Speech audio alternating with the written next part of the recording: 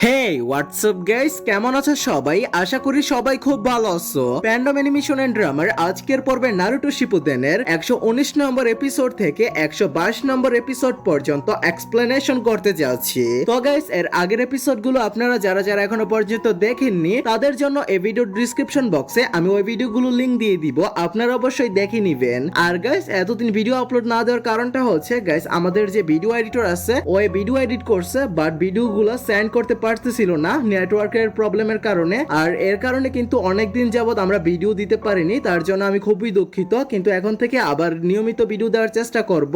Guys, অবশ্যই একটু support করবে। তো অবশ্যই চ্যানেলে নতুন হলে চ্যানেলটিকে সাবস্ক্রাইব করে দিবে। তো গাইস, কথা না বাড়িয়ে চলো মূল ভিডিওতে যাওয়া যাক।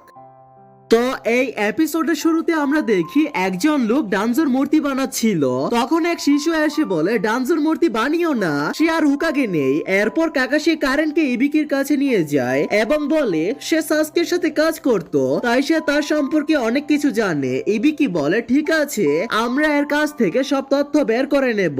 এরপর সে এক শিনোবিকে কারেনকে নিয়ে যেতে বলে। কাকাশি জিজ্ঞেস করে লেডি সোনারের অবস্থা এখন কেমন। ইবিকি জানায় তিনি এখনো বেহুশ আছে। কাকাশি বলে তাহলে ঠিক আছে, আমাকে এল্ডারদের কাছে রিপোর্ট দিতেও যেতে হবে।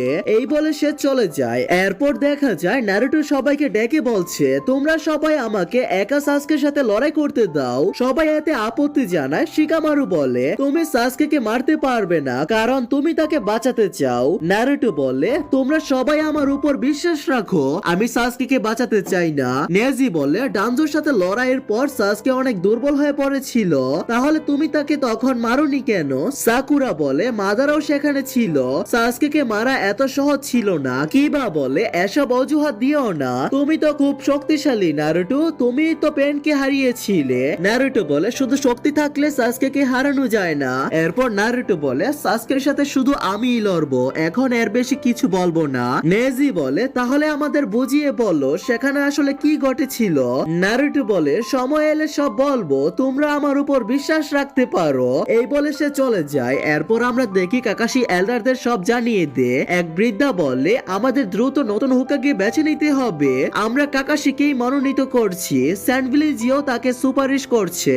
কাকাশি বলে ঠিক আছে, আমি প্রস্তুত। বৃদ্ধা বলে ফিউনারাল লর্ডদের সাথে মিটিং করে তোমাকে জানানো হবে। এরপর কাকাশি গ্রামে হাঁটছিল, তখন গাইসানসে এসে বলে তুমি ঠিক আছো তো, চলো একটা রিম্যাচ করি। কাকাশি বলে কিন্তু কেন? গাই বলে আমরা তো রাইভাল, এটা করতেই হবে। এরপর তারা রক পেপার সিজার খেলতে যায়, কিন্তু গাই বলে না, এবার আমরা দৌড় প্রতিযোগিতা করব। একটা পাথর ছুঁড়ে দেওয়া হয় আর মাটিতে পড়তে দুজন দৌড়াতে শুরু করে। এর মধ্যে দুজন অনেক মারামারি করে, শেষে দুজনই একসাথে ফিনিশিং লাইন পার করে। পরে গাই সেন্সে লিকে জিজ্ঞেস করে কে জিতলো। লি বলে এই রেসের বিজয়ী কাকাশি সেন্সে, এবং এই কথা শুনে গাই মাটিতে পড়ে যায়। গাই কাকাশিকে ফল দিয়ে বলে তুমি যখন হুকাগে হবে তখন হয়তো আর আমার চ্যালেঞ্জ নিতে পারবে না। কাকাশি বলে এটা আমাদের শেষ নয়, আমরা সব সময় রাইভাল থাকবো, এটা কখনোই চেঞ্জ হবে না।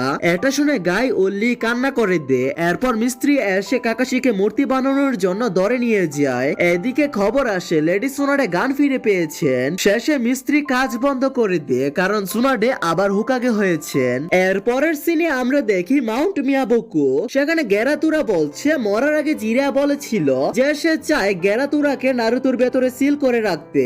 তখন পাশ থেকে কিরাতুরা বলে তোমার মাথা খারাপ হয়েছে নাকি? প্রতি বছর মিনাতোর সিল দুর্বল হয়ে যাচ্ছে। এই চাবিটা মিনাতো নিজের কাছে রেখেছিল যাতে সে প্রয়োজনে আবার সিলটা শক্ত করে লক করতে পারে, আর তুমি বলছো চাবিটা তালার সাথেই রেখে দিতে। এরপর জিরা বলে হ্যাঁ ঠিকই, কিন্তু বলে যাও না একদিন না একদিন এই চাবি নারুতোর কাছে যেতেই হতো। তখন গেরাতুরা বলে তুমি কি ভুলে গেছো যখন তুমি একবার সেই সিল খুলেছিলে তখন কি হয়েছিল? জিরা বলে না আমি বলিনি, কিন্তু মিনাতো আমার উপর ভরসা করে এই চাবিটা দিয়েছিল যাতে আমি এটা একদিন নারুতোর হাতে তুলে দিতে পারি। এরপর প্রেজেন্টে গেরাতুরা বলে গ্রেট লর্ড এল্ডারদের জিজ্ঞেস করে এটা কি ঠিক হবে। জিরা নারুতোর পক্ষ নিয়েছিল, কিন্তু সে পুরোপুরি সফল হতে পারেনি। জিরার বিশ্বাস ছিল নারুতোর ভেতরে সে চাকরাও আছে, সেটা সে কন্ট্রোল করতে পারবে।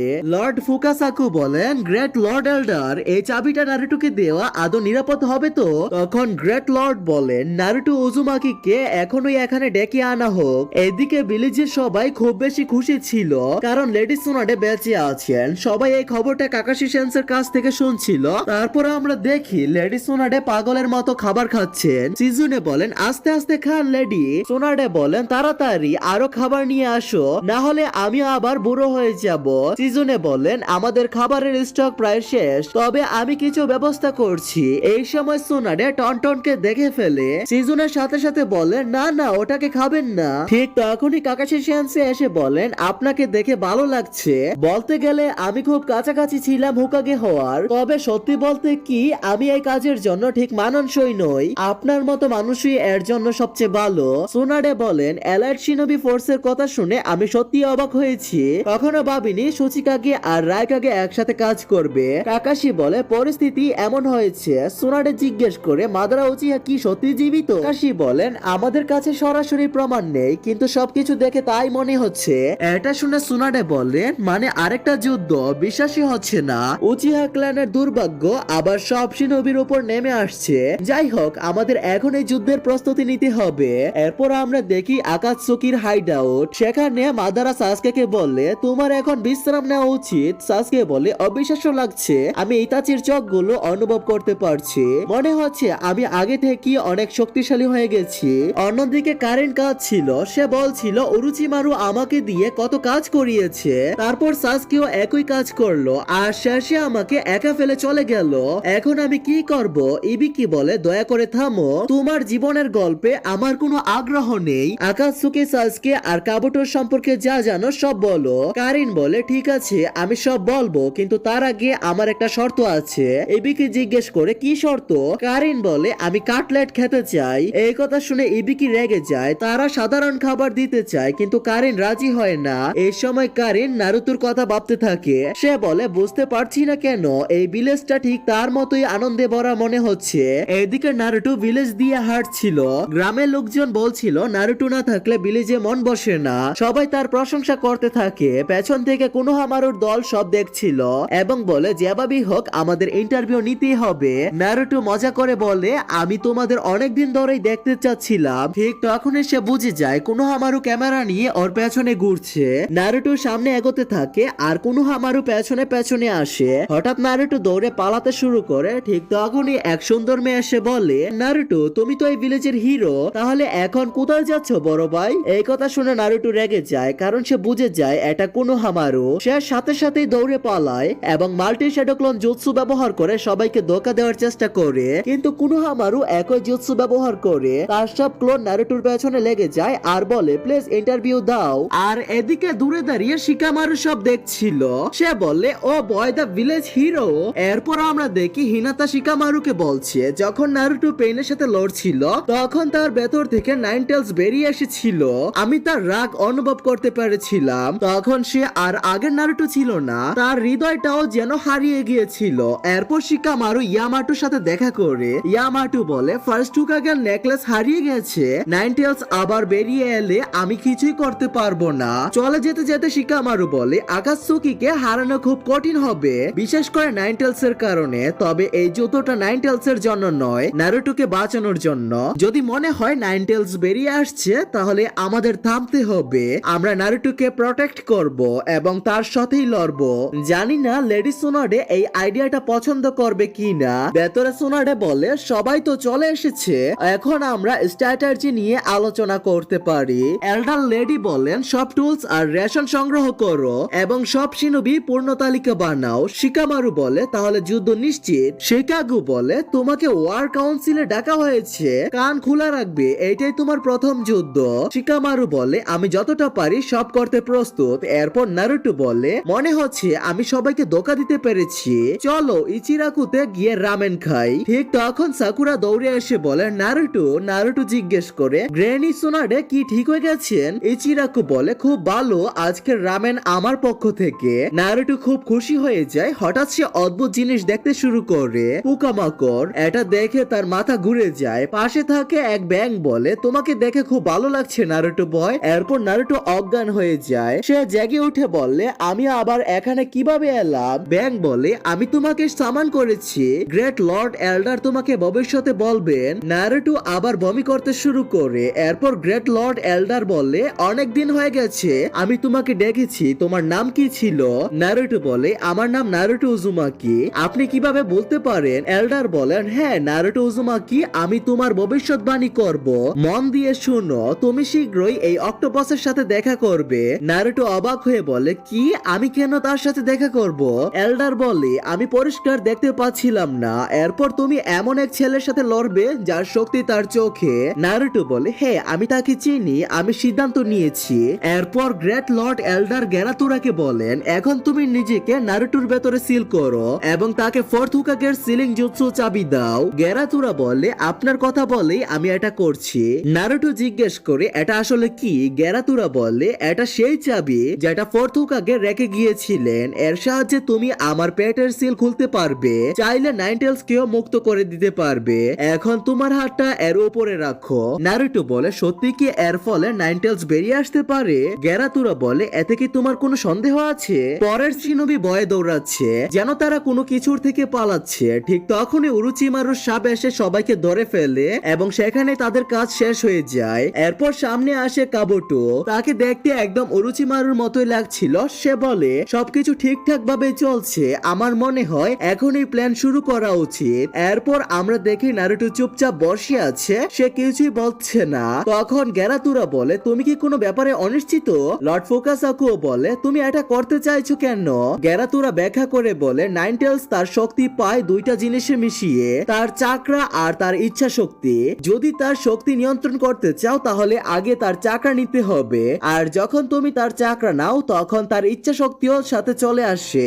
নাইনটেলস এর ইচ্ছা শক্তি ঘৃণায় ভরা। তুমি যতই ভালো মানুষই হও না কেন, সে তোমার ভেতরে কোনো এক কোণে লুকিয়ে থাকা ঘৃণা বের করবেই, আর তারপর সে তোমাকে পুরোপুরি দখল করে নেবে। তাই তোমার নিজের ইচ্ছা শক্তি খুব শক্ত হতে হবে, মানে তোমার ভেতরে একটু ঘৃণা থাকা চলবে না। ফোর্থ হুকাগে ইচ্ছা করে নাইনটেলস এর চাকরা একটু লিক করে দিয়েছিলেন যাতে সেটা নারুটোর সাথে মিশে এক হয়ে যায়, কিন্তু নারুটো যদি এই সিল পুরোপুরি খুলে দেয় তাহলে নাইনটেলস এর পুরো চাকরা বেরিয়ে আসবে। তখন লর্ড ফুকাসাকু বলেন, শুধু চাকরা নয়, তার পুরো ইচ্ছা শক্তিও তখন বেরিয়ে আসবে।